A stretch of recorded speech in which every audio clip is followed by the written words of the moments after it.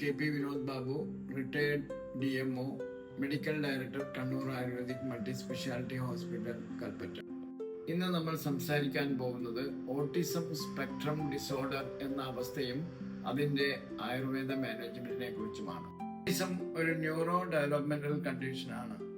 ഇത് കുട്ടികളുടെ സംസാരം, കുട്ടികളുടെ പെരുമാറ്റം, കുട്ടികളുടെ ഇടപെടൽ എന്നിവയെ ബാധിക്കുന്ന ഒരു അസുഖമാണ്.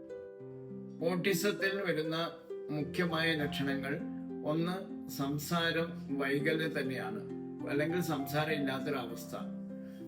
പേര് പറഞ്ഞാൽ തിരിഞ്ഞു നോക്കില്ല. നമ്മൾ കുട്ടിയെ വിളിച്ചു കഴിഞ്ഞാൽ, പേര് പറഞ്ഞ് വിളിച്ചു കഴിഞ്ഞാൽ കുട്ടി തിരിഞ്ഞു നോക്കില്ല. പിന്നെ നമ്മൾ കണ്ണിൽ നോക്കിയിട്ട് സംസാരിക്കുമ്പോൾ കുട്ടി കണ്ണിൽ നോക്കാണ്ടിരിക്കുന്ന ഒരവസ്ഥ. പിന്നെ കുട്ടിക്ക് എപ്പോഴും ഒറ്റയ്ക്ക് ഇരിക്കാനാണ് ഇഷ്ടം.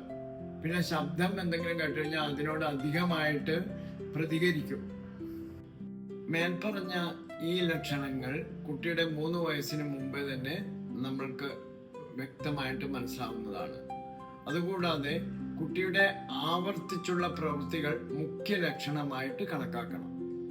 ഓട്ടിസത്തെ കുറിച്ച് ആയുർവേദത്തിൽ പറയുകയാണെങ്കിൽ മനോവഹ സ്രോതോ ദൃഷ്ടി, വാദ കപദോഷ വർധന, ധൃതി സ്മൃതി വിഭ്രംശം, പിന്നെ ബാലോന്മാദ ലക്ഷണങ്ങളുമാണ് പ്രധാനമായിട്ടും നമുക്ക് മനസ്സിലാക്കാനുള്ള വഴി.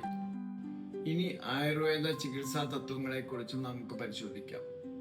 ഒന്ന്, പ്രധാനമായും നമുക്ക് മേധ്യരസായനങ്ങൾ ഉപയോഗിക്കാം. അതിന് നിങ്ങൾക്ക് ഇഷ്ടമുള്ള ഏത് മേധ്യരസായനങ്ങളും ഉപയോഗിക്കാം. എക്സാമ്പിൾ ബ്രാഹ്മി, മണ്ഡൂകവർണി. പഞ്ചകർമ്മത്തിൽ പറയുന്ന അഭ്യംഗം, ശിരോധാര, നസ്യം, വസ്തി, തക്രധാര ഇവയൊക്കെ നമുക്ക് പ്രധാനമായിട്ടും ഉപയോഗിക്കാൻ പറ്റുന്ന ചികിത്സകളാണ്.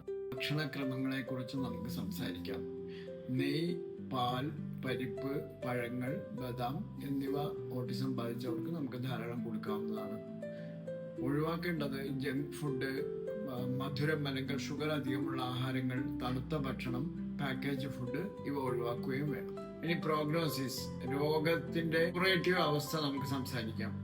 നേരത്തെ ചികിത്സ ആരംഭിച്ചാൽ മികച്ച ഫലം കിട്ടുന്നതാണ്. നമ്മൾ ചെയ്യുന്ന ചികിത്സയോടുകൂടെ സ്പീച്ച് തെറാപ്പിയുമായി ചേർത്താൽ കൂടുതൽ ഫലപ്രദമാണ്.